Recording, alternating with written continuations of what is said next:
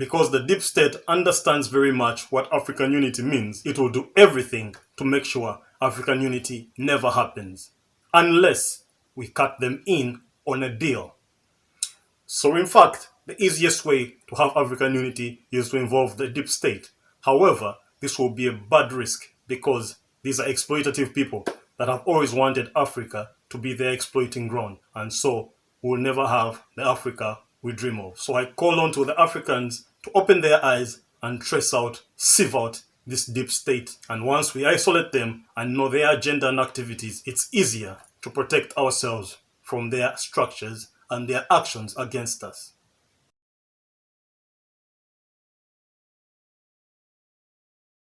Hey, what's up, guys? Welcome to the Kenrald series. Today we're going to talk about Africa's worst enemy.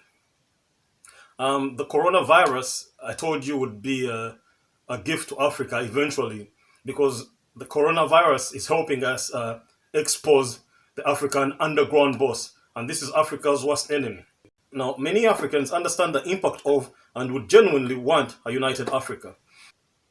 It is obvious and overwhelming the benefits of such a unification. In fact, from 1953, leaders like Kwame Nkrumah are remembered saying, "The independence of Ghana means nothing without the independence of Africa." That this independence of one nation meant nothing unless the entire Africa was free and united.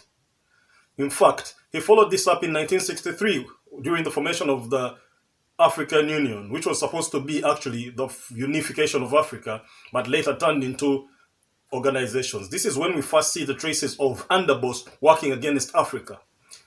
In 63, Kwame Nkrumah and Julius Nyerere, among many others, insisted that Africa had to unite then and there before the entrappings of power had entered African leaders' heads, leading to this disunity that you've seen unfold over the years. But of course, the underboss, having infiltrated some of the local leaders, they insisted that other nations needed more time to unite locally before we could look at a full amalgamation.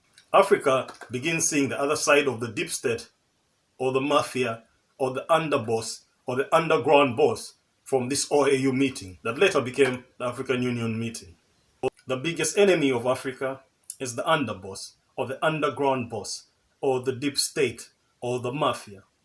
These are institutions that were created way deep in the Roman Empire and still run the world up to today, and of course also have a deep hand in Africa. If not careful, you might think it's neocolonialism until you realize that the monarchies no longer even have power in Africa. The deep state is what controls Africa.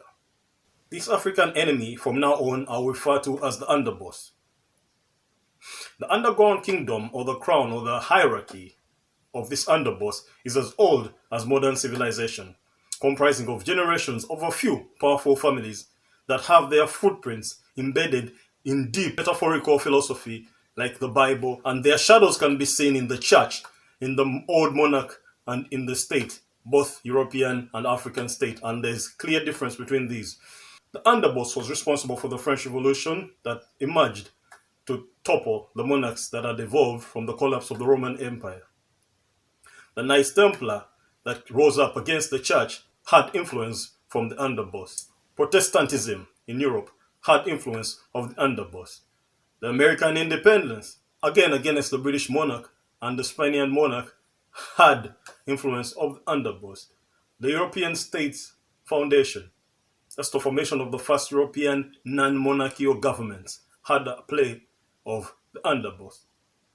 World War I and World War II, the Cold War, among many other wars, have the fingerprints of the underboss. The problem of Cuba, USSR collapse, and the Arabian Middle East wars all have the underplay of the underboss. But since today we are focusing on Africa, we'll leave those talks for another day. When it comes to Africa, the underboss was very much involved in the Berlin Conference, headed by Chancellor Bismarck, to divide and partition Africa, where his influence was very much seen. The underboss was very much involved in the East Indian trade and the embargo given to Zimbabwe under Mugabe's rule that led to the collapse of that nation, among many other misdoings. The underboss is an infinite planner, and an infinite executor, meaning they have an infinite strategy, a long-term strategy. They plan 1,000, 2,000 years ahead of time. They are a collection of very smart people in all denominations of power: lawyers, the legislature, the executives, presidents, heads of states, clergy, and many ordinary people. Media, of course, where they have the strongest influence lately. Their strategy is tirelessly working and colluding to derail, destroy, and detract Africans from unity. They attack and undermine the unity and the progress from the inside because they understand the power behind such a unity. The African underboss, locally called the mafia, is part of a larger global group.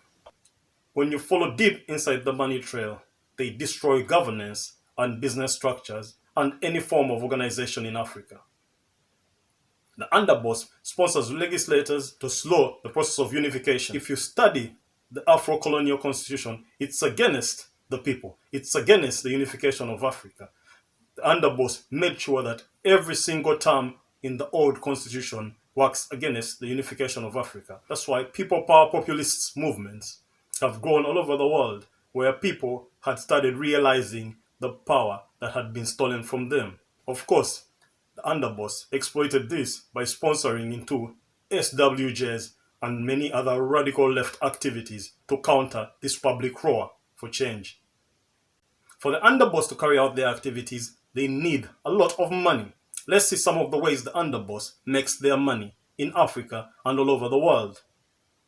The underboss defrauds European Treasury, the US Treasury, and the US Fed using epidemics and pandemics, which in hindsight are just a cash cow for the underboss. I'm quite sure the Fed and the Treasury are very much under the control of the underboss. It's no wonder that the dollar is now completely destroyed and valueless. The underboss is well invested in the CDC, WHO, the UN, the FDA, making trillions in pharmaceuticals every year and invest in disease manufacturing and discovery.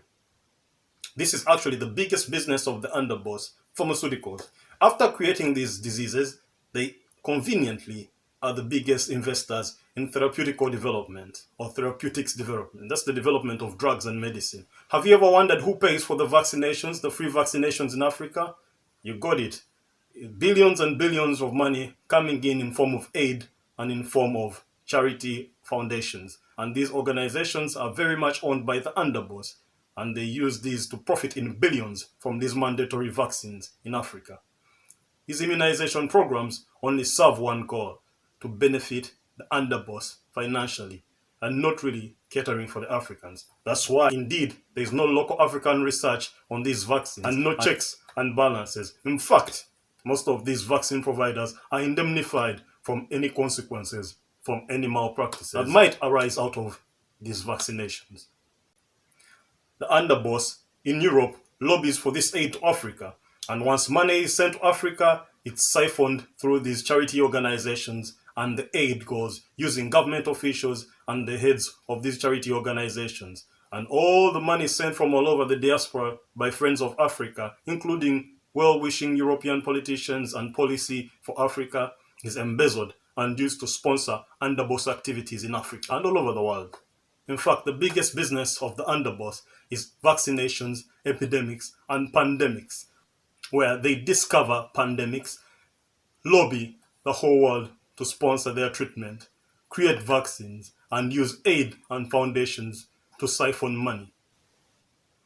After the explosion of the coronavirus, we see many African leaders avoiding accountability, using the public health bill that was sponsored by the underboss and somehow infiltrated into all African constitutions to run this emergency situation, undermine any government structures in Africa that would be opposed to this haste. The grand haste of the coronavirus involves the central bank, which releases money to public stolen by this underboss. The underboss is also the chief solicitor and chief lobbyist of such budgets.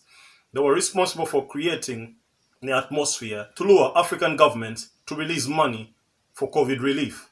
After they receive such monies and invest in big corporations, they don't want to pay taxes. Whatever happened to bragging rights and incentives being given to only the biggest taxpayers in Africa? Let's now look at some of the ways the underboss has been working against Africa.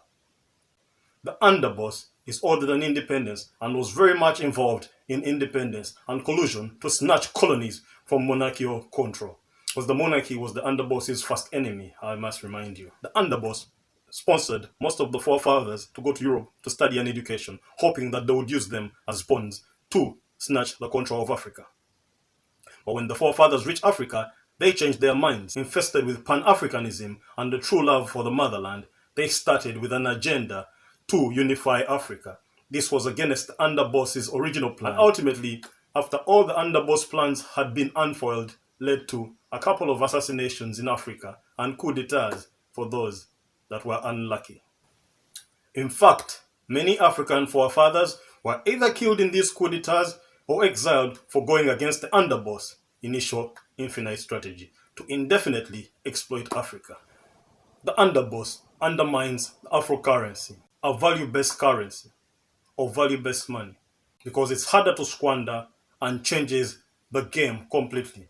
Africa must also be very careful not to slip into the trap the Fed and the US Treasury have fallen into and allow the underboss to infiltrate the African reserve. Many African politicians are in office, but they are not in power, including heads of state surrounded by the underboss pawns, unable to act on behalf of the people, fearing blackmail from the underboss. To block African unity, the underboss has infiltrated the African Union and used its pawns within the structures to dismiss any good action-oriented leaders and true impact-seeking leaders or contributors within the union. As soon as you show any progress, as soon as you show any good signs leading to the unification of Africa, open up dubious regulatory cases and create useless audit and budgetary related issues to discredit you in public and get you out of office immediately. In fact, many African leaders today that work strongly against the underboss have been labeled dictators, terrorists, and discredited internationally to justify the underboss creating chaos and sponsoring rebel movements, uprisings within those nations. Any peacekeeping missions in Africa are indeed there to facilitate change of government, to bring in leaders that kiss the underboss's ass. The same money is also used to enslave public officials in loans to compel them to favor the underboss legislation. Those who escape from this first trap are bullied through media, plus even assassinations. The underboss uses evangelists to destroy the church. The church is an old order, but today we have a new order, and so evangelism had to rise up to distort the old order. And any spiritual leaders that refuse to join this are discredited as non-loyal spiritual leaders and evil devil worshippers. The underboss is responsible for the dubious SAPs or structural adjustment programs such as UPE and the dubious privatization that saw the little left from colonial public wealth sold to underboss favorites all over Africa.